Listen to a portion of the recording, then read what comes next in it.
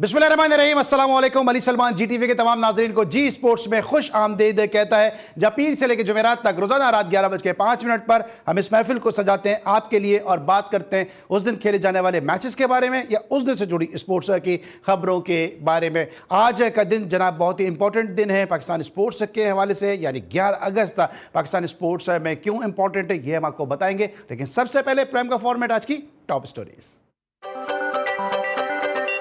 West Indies ने हार का बदला ले लिया। दूसरा एक रोजा मैच पाकिस्तान से जीत लिया। 3 मैचेस की सीरीज 1-1 से बराबर। सीरीज का फैसला कुन मैच कल खेला जाएगा। पिच और कंडीशंस अब तक समझ नहीं आई। बैटिंग में रन्स कम किए, बॉलर्स ने भी साथ नहीं दिया। मोहम्मद रिजवान, हमारे रन्स कुछ कम थे, अगर 200 या 210 रन्स होते तो नतीजा मुख्तलिफ होता। हसन अली, आईसीसी ने नई वनडे इंटरनेशनल रैंकिंग जारी कर दी। पाकिस्तान एक दर्जे गिरकर चौथे से 5वें नंबर पर आ गया। वेस्ट इंडीज की टीम एक दर्जा तरक्की पाकर 9वें नंबर पर पहुंच गई। पाकिस्तान शाहीन्स का डार्विन ऑस्ट्रेलिया में ट्रेनिंग का आगाज। खिलाड़ियों ने कोचेस की निगरानी में नेट सेशन में हिस्सा लिया। पाकिस्तान विमेन टीम ने मुनीबा अली की शानदार सेंचुरी की बदौलत तीसरे टी20 में आयरलैंड विमेन टीम को 8 विकेटों से शिकस्त दे दी। एशिया कप में भारत एक बहुत मजबूत साइड है। दुबई में अच्छी विकेट्स पर भारत को हराना बहुत मुश्किल होगा। सौरव गंगोली, कौमी हॉकी टीम की प्रो लीग में शिरकत के मामले पर वजारत बैनुल सूबाई राबिता का इजलास कल तलब। इजलास की सरबराही वज़ीर आज़म के मुशीर राना सनाउल्लाह करेंगे। इजलास में प्रो लीग में शिरकत और फंड्स की दस्तयाबी के हवाले से तजावीज़ पेश की जाएंगी। और वर्ल्ड गेम्स स्नूकर में पाकिस्तान के मोहम्मद आसिफ ने क्वार्टर फाइनल में रसाई हासिल कर ली। मोहम्मद आसिफ ने इवेंट में अब तक का सबसे बड़ा 109 का ब्रेक खेला। जी नाज़रीन, ये थी आज की टॉप स्टोरीज़। और जिस तरह मैंने प्राइम की इब्तिदा में कहा कि 11 अगस्त जो है पाकिस्तान में स्पोर्ट्स के हवाले से बहुत ही इंपॉर्टेंट दिन है, क्योंकि 11 अगस्त 2016 को little master legendary Hanif Mohammad साहब इस दारे फ़ानी से कूच कर गए। हम दुआगो हैं कि अल्लाह ताला हनीफ मोहम्मद साहब की मग़फ़रत फरमाए और जो इनका खिला है वो यकीनी तौर पर न सिर्फ उनकी फ़ैमिली के हवाले से बल्कि क्रिकेट के हवाले से भी जो है वो मुद्दतों ये खिला जो है वो पूरा नहीं होगा। इसके साथ साथ जो है वो 11 अगस्त इसलिए भी इंपॉर्टेंट जनाब कि पाकिस्तान हॉकी के हवाले से 11 अगस्त बड़ा इंपॉर्टेंट दिन है, क्योंकि पाकिस्तान ने लॉस एंजलिस में जब गोल्ड मेडल अपने नाम किया था तो वो 11 अगस्त का ही दिन था।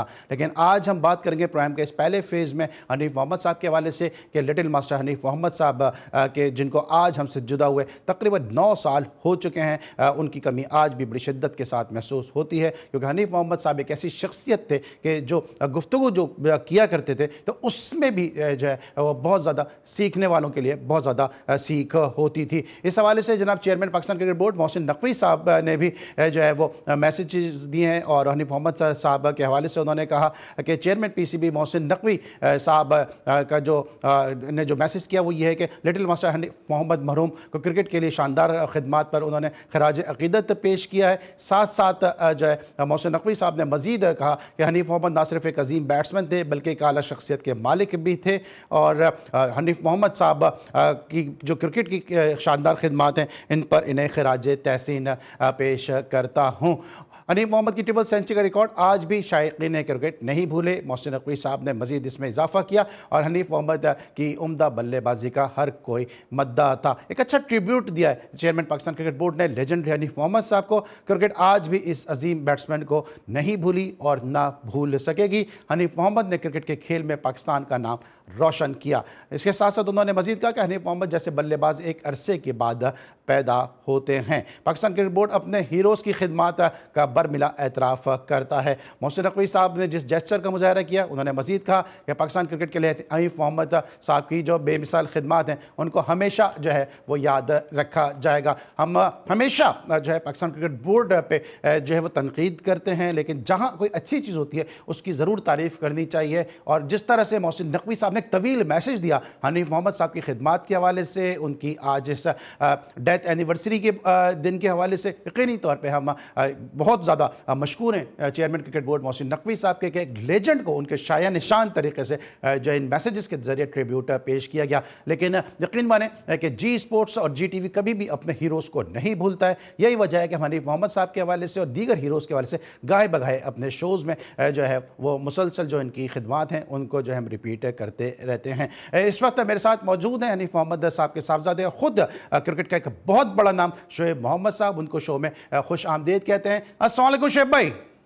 जी वालेकुम सलमान। सर शोएब भाई, आज का दिन एक ऐसा दिन है कि जो ना सिर्फ आपके लिए एक बहुत बड़ा सानिया था, एक बहुत बड़ा हादसा था कि वालिद का साया आपके सर से आज 11 अगस्त 2016 को आपके सर से उठा, बल्कि साथ साथ पाकिस्तान क्रिकेट से भी ये साया उठ गया। एक अजीम शख्सियत, एक लेजेंडरी बैट्समैन हम में नहीं रहे और इनका जो खिला है वो मुद्दतों पूरा नहीं हो सकेगा। और हम हर साल, जैसा कि आपको मालूम है कि जी स्पोर्ट्स ये वाहिद शो है कि जब से जी स्पोर्ट्स शुरू हुआ है उस वक्त से लेकर अब तक हनीफ मोहम्मद साहब की जो परफॉर्मेंसेज हैं, जो उनकी खिदमात हैं, जो उनके हवाले से मेमोरीज हैं, वो उनको हम मुसलसल याद करते रहते हैं। इस अफसोसनाक दिन पे क्या कहेंगे आप? जी सलमान, पहले तो जीटीवी का आपका बहुत शुक्रिया। हमेशा हर साल आप लोग की जो तरफ से जो एक्नॉलेजमेंट आती है हनीफ साहब के लिए, वो is absolutely second to none. और खास तौर पे आप उसको टाइम टू टाइम उनके सर्विसेज को याद करते हैं। और बड़ी बात है कि अपने हीरोज को इस वक्त भी आप लोग याद कर रहे हैं और परफॉर्मेंसेज हाईलाइट की जा रही है। मोहसिन नकवी साहब का भी बहुत बहुत शुक्रिया, जो उन्होंने जो तमाम उनके लिए अल्फाज यूज किए, वो बहुत खुशी की बात है कि उन्होंने अपने जो हीरोज हैं, रियल हीरोज और real the original little master के लिए जो अल्फाज यूज करे हैं, वो बहुत मुझे खुशी है उस बात की।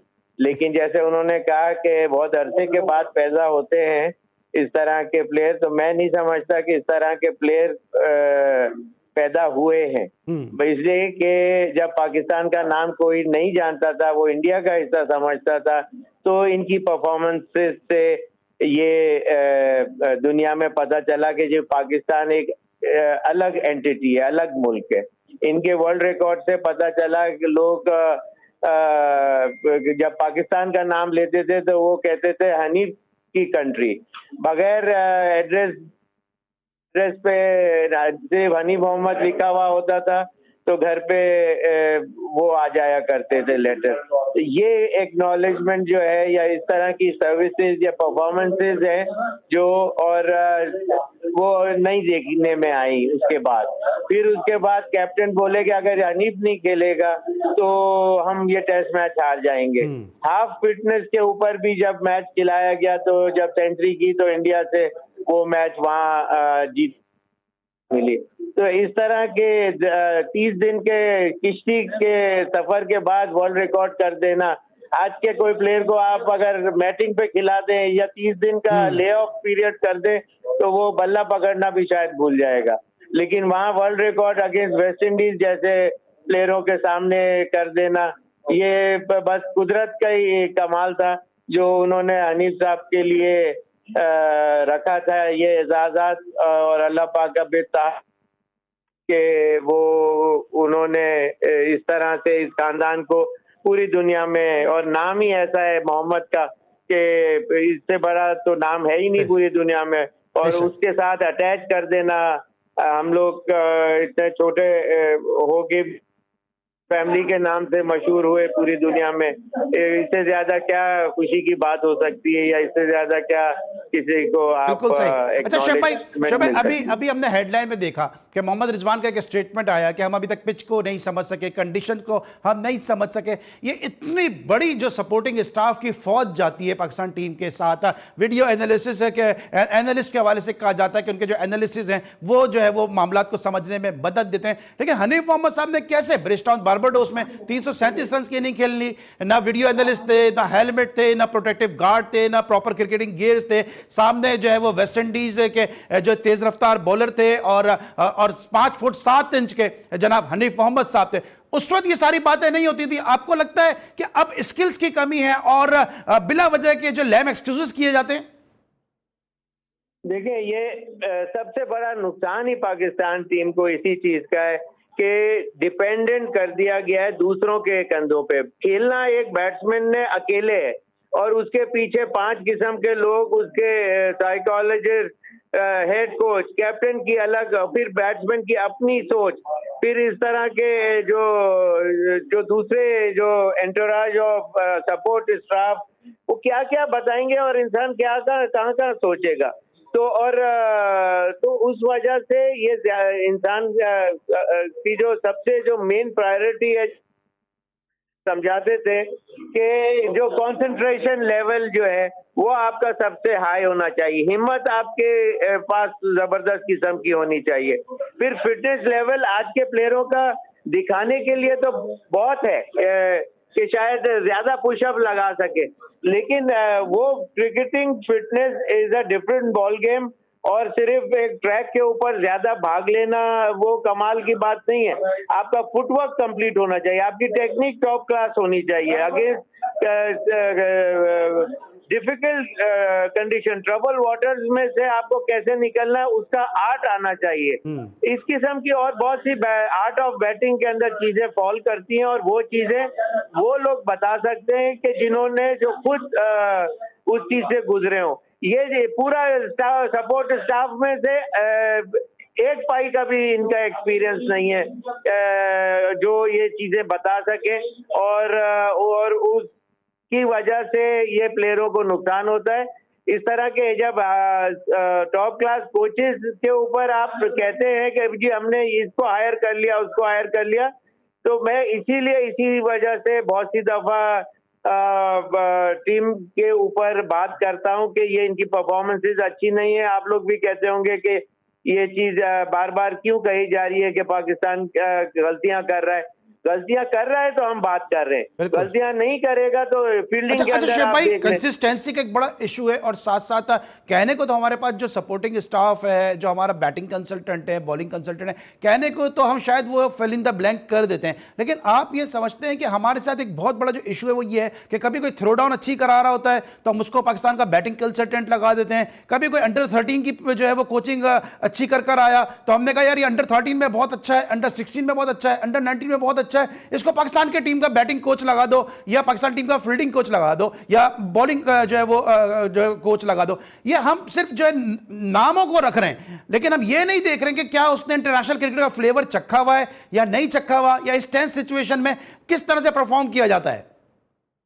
पहली बात तो ये सलमान, बहुत जबरदस्त आपने 2-3 जो पॉइंट रेज किए ना जो अभी, कि जी बॉलिंग जो गेन कराते हैं या जो अंडर 13 या अंडर 16 के कोचेज, और इस तरह जब तक आप डीप वाटर्स में से वो चीजें एक्सपीरियंस करके बाहर नहीं निकलते, आपको वो चीजें नहीं आती। सबसे बड़ी बात होती है प्रेशर। तो ये जितने भी स्टाफ में से ये जो लोग जो रखे जाते हैं, 2-2, 4-4 मैच खेले हुए भी प्लेयरों को रख लिया जाता है, या 230 कोचेज में से कितने कोचेज खेले हुए हैं पाकिस्तान की बड़ी cricket?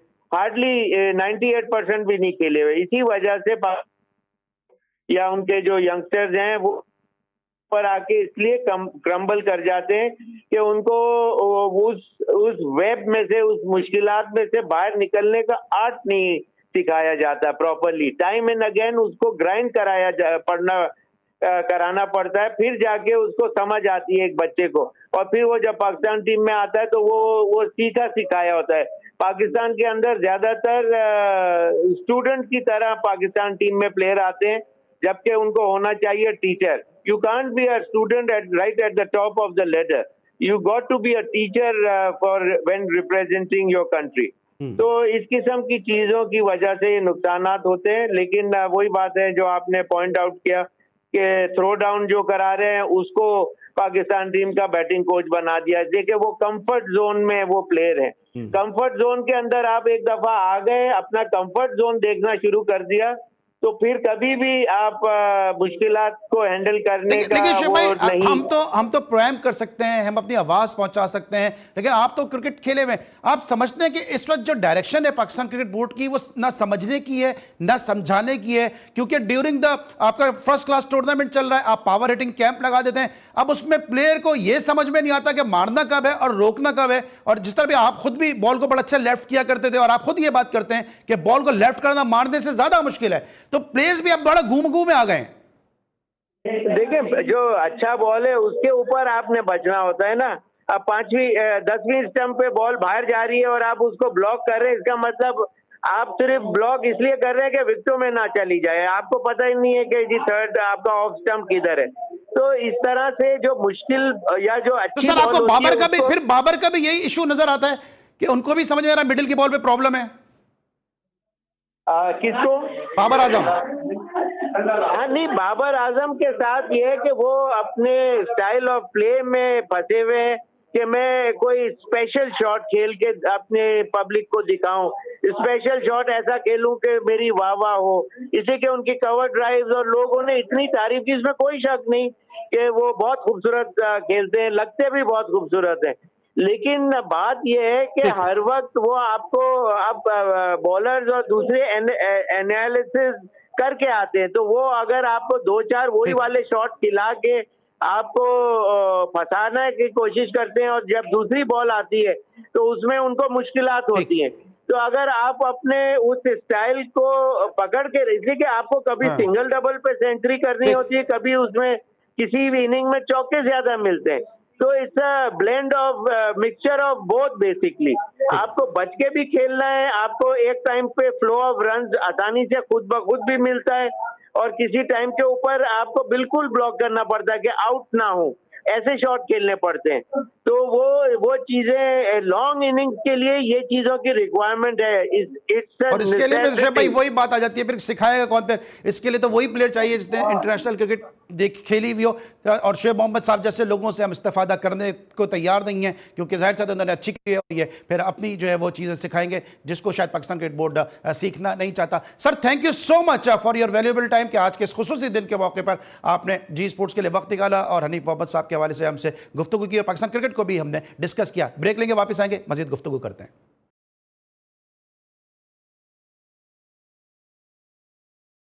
Welcome back after the break. और ब्रेक पर जाने से पहले हमारे साथ मौजूद थे शोएब मोहम्मद साहब, जो लेजेंडरी हनीफ मोहम्मद साहब के दिन के हवाले से हमें जो है वो आगाह भी कर रहे थे, पाकिस्तान क्रिकेट के मामला पर खुल के गुफ्तगू भी फरमा रहे थे। इस वक्त मुझे ज्वाइन किया पाकिस्तान के एक ऐसे स्पोर्ट्स जर्नलिस्ट ने कि जिनकी न सिर्फ क्रिकेट पर बल्कि दीगर जो स्पोर्ट्स है उन पर बड़ी गहरी निगाह है, और स्पोर्ट्स जर्नलिस्ट के हवाले से और खेल और खिलाड़ी दोनों के हवाले से जो है वो हम वक्त जो है वो उन कोशा रहते हैं और हमेशा कोशिश करते हैं कि उनकी फलाह बहबूद के हवाले से भी अपना किरदार अदा कर सकें, और उसमें बहुत हद तक वो कामयाब भी हैं। मेरे साथ मौजूद हैं असगर अजीम साहब, और उनसे हम जानेंगे कि इंट्रो में भी मैंने बात की थी और अब भी जो है हम असगर अजीम साहब से जानेंगे कि 11 अगस्त पाकिस्तान की स्पोर्ट्स के हवाले से बहुत ही इंपॉर्टेंट दिन है, हनीफ मोहम्मद साहब के हवाले से और साथ साथ हॉकी के हवाले से। असगर जरा बताइएगा, जरा इस दिन के हवाले से कुछ अपडेट कीजिएगा हमें। देखिए अली सलमान, ये जीटीवी का क्रेडिट है और आपका और नकी का कि वो हर प्लेयर को याद रखते हैं, ख़्वाह वो प्लेइंग में हो या नहीं हो, उसकी सालगिरह हो या खुदा ना करे वो दुनिया से रुखसत हो जाए। अभी मैं सुन रहा था शोएब मोहम्मद को, चूँकि आज बरसी है लिटिल मास्टर हनीफ मोहम्मद की, और एक ऐसा प्लेयर जो पाकिस्तान को शायद अब दोबारा ना मिले, ऐसा प्लेयर, ऐसा क़ुव्वत वाला और ऐसे तहम्मुल वाला, ऐसे स्टेमिना वाला जो कि 5 दिन टेस्ट में बैटिंग कर ले और उफ तक ना करे। तो मैं ख्याल है कि आज का दिन तो इस हवाले से बहुत अहम था, और मैं फिर एक बार क्रेडिट दूंगा आपको, जीटीवी को और नकी को। और देखिए जहाँ तक बात है 11 अगस्त की, तो यकीनन आज एक तारीख साज दिन इस हवाले से भी है कि पाकिस्तान ने आज आखिरी बार ओलंपिक जीता था और जर्मनी को 2-1 से शिकस्त दी थी। आई थिंक मंजूर जूनियर कैप्टन थे और रशीदुल हसन भी उस टीम का हिस्सा थे। और आज ही के दिन अली बताऊं कि रशीदुल हसन ने प्रेस कॉन्फ्रेंस की है गुजरात में अपनी हवेली में, और उन्होंने हॉकी फेडरेशन के ख़िलाफ़ वो तमाम बातें की हैं जो जीटीवी एक तवील अरसे से बताता आ रहा है, कहता आ रहा है, लोगों को अपने नाज़रीन को बता रहा है उसने सारी चीज़ें, और हुकूमत की तवज्जो वो इस तरफ कराने की कोशिश करता रहा है। तो रशीदुल हसन ने आज वो तमाम बातें फेडरेशन की स्टेप बाय स्टेप अपनी की है। अभी आपने हॉकी की बात की है, लॉस एंजलिस ओलंपिक की ग्लोरीज को आपने याद दिलवाया और उस गोल जो पाकिस्तान ने किया और फिर 2-1 से पाकिस्तान जीता। लेकिन अब पाकिस्तान हॉकी फेडरेशन के ऐवानों में चल क्या रहा है? प्रो लीग के हवाले से क्या फैसला सामने आ रहा है? तारिक मुफ्ती साहब के हवाले से क्या जो है वो मामलात हैं, क्योंकि सुना है कि कोई इंक्वायरी वगैरह भी हुई है।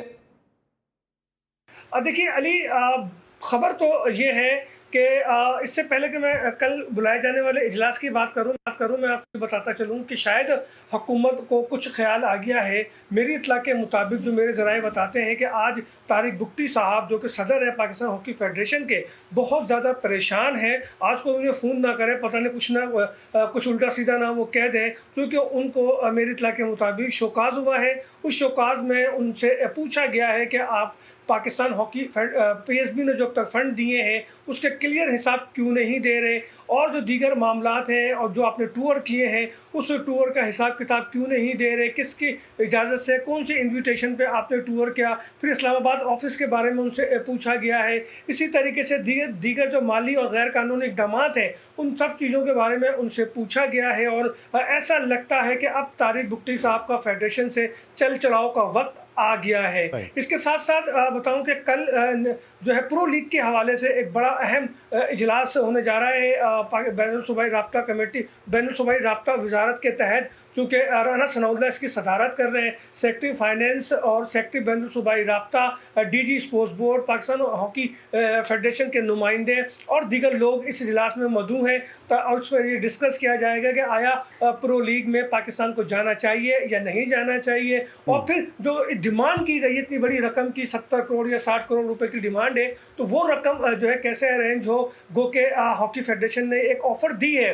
देखिए, अदम एतमाद कि ये एक मिसाल है कि हॉकी फेडरेशन ने पहली बार ये ऑफ़र दी है पीएसबी को, हुकूमत को, कि प्रो लीग के अखराजात वो अपने बराह रास्त खुद करे, अपना कोई नुमाइंदा लगा दे। वरना हमेशा यही होता रहा है कि ये लोग खुद जो कहते हैं कि ना जी हमें पैसा दे, और यही वजह है कि लोग बैक हो जाते हैं और उनको सपोर्ट नहीं करते। लाइक लाहौर कलंदर को ले लें या नदीम उमर को ले लें, ये लोग इसी बुनियाद पर बैक हुए कि ये पैसे मांगते थे कि हमें पैसे दे। ये पहली बार है और मैं समझता हूँ कि हुकूमत का ये अदम एतमाद भी है जिसकी वजह से उन्हें ये कहना पड़ा। असगर आपने हॉकी के वाले से मैं अपडेट कर दिया, लेकिन हैदर अली की क्या अपडेट है? देखिए, क्रिकेटर हैदर अली का जो वाकया मैनचेस्टर में हुआ है उस हवाले से जो अपडेट है वो यही है कि उसमें और उस लड़की में जो है वो मामला तय पा गए हैं आउट ऑफ कोर्ट, और उनके वकील ने बड़ा अहम रोल अदा किया है। जो मेरी इतलात हैं कि 1 लाख पाउंड की डिमांड की गई थी, आई थिंक के 30 या 40 हज़ार पाउंड में मामला तय हुए हैं आउट ऑफ कोर्ट। जबकि ये बात भी साबित हो गई है कि उसमें लड़की जो है वो ज़्यादा इन्वॉल्व थी, और उसने जो है हैदर अली पे जो इल्ज़ामात लगाए थे उन इल्ज़ामात में मुझे नहीं लगता, या अभी तक वो इल्ज़ामात साबित भी नहीं हुए हैं। लेकिन जो केस ख़त्म होने वाली बात है, चूँकि बरतानिया का लॉ बड़ा सख्त है, अगर कोई लड़की इस हवाले से इल्ज़ाम लगा दे हरासमेंट का या रेप केस का, तो फिर वो लॉ बहुत ज़्यादा सख्त है। और सिर्फ तहकीक के लिए ही 6-6, 7-7 महीने लोगों को अंदर रहना पड़ता है। तो साबित हो या ना हो वो तो अलग बात है। तो इन सब चीज़ों से जान छुड़ाने के लिए जो है मामला मेरे इत्तला के मुताबिक तय पा गए हैं, और लेन देन पे जो है वो चीज़ें अब वाइंड अप की तरफ। ठीक है, आप हमें अपडेट कर रहे थे, और ये कोई पहला वाक़या नहीं है कि स्पोर्ट्स में इस तरह किसी प्लेयर को जो है वो हिरास किया गया और प्री प्लान हिरास किया गया। इससे पहले माइक टायसन जैसे अजीम बॉक्सर के साथ भी ऐसा हो चुका है, और साथ साथ जब पाकिस्तान की जूनियर टीम वेस्ट इंडीज़ गई थी तो पाकिस्तान के प्लेयर्स पे भी इस किस्म के संगीन इल्ज़ामात लगाए गए। लेकिन हमारे प्लेयर्स को भी चाहिए कि इन जो सियासतें हैं, जो साजिशें, उनसे जो है वो ज़रूर जो है उनको होशियार रहने की ज़रूरत है। ब्रेक लेके वापस आएंगे, हमारे साथ मौजूद होंगे डायरेक्टर जनरल स्पोर्ट्स बलूचिस्तान जनाब यासिर खान बाज़ई साहब। जानेंगे उनसे बलूचिस्तान गेम के हवाले से। मिलते एक छोटे से ब्रेक के बाद।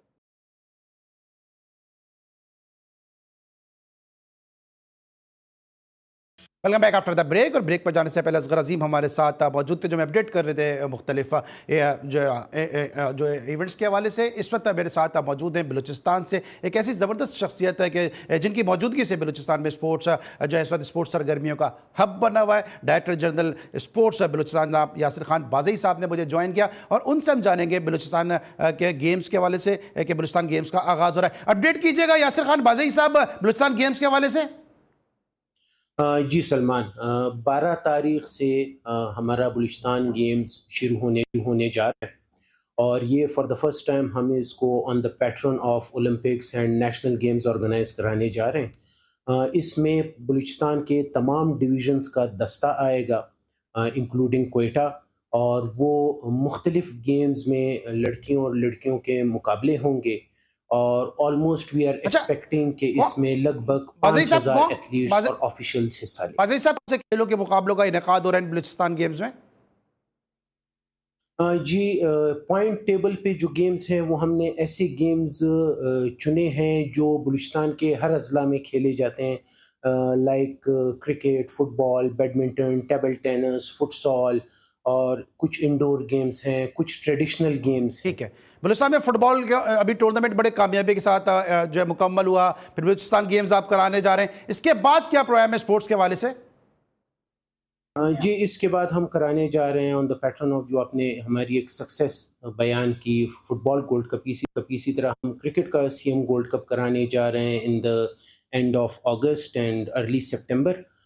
उसके बाद सितंबर में we are going for national youth games जो कि इस्लामाबाद में मुनक्किद होने जा रहे हैं, और वहाँ पे हम ऑलमोस्ट 450 का बलूचिस्तान का कंटिजेंट लेके जाएंगे और परंदा गेम्स में हिस्सा लेंगे इंशाल्लाह। यासिर साहब हमारे साथ मौजूद थे, और जिस तरह यासिर खान बाज़ई साहब बलूचिस्तान में स्पोर्ट्स के वाले से काम कर रहे हैं, यकीनी तौर पर इनकी खिदमत जो सराहे जाने के काबिल हैं। और साथ साथ बुशरा कमर जो हमारी रिपोर्टर हैं, जिस तंदही के साथ रिपोर्टिंग कर रही हैं बलूचिस्तान में स्पोर्ट्स के न सिर्फ खेलों के हवाले से बल्कि साथ साथ दीगर वाक़यात के हवाले से, यकीनी तौर पर बुशरा कमर को भी इसका क्रेडिट जाता है। आज के लिए बस इतने, इंशाल्लाह कल एक दफ़ा फिर मुलाकात होगी। अली सलमान को इजाज़त दीजिए, अल्लाह हाफ़िज़।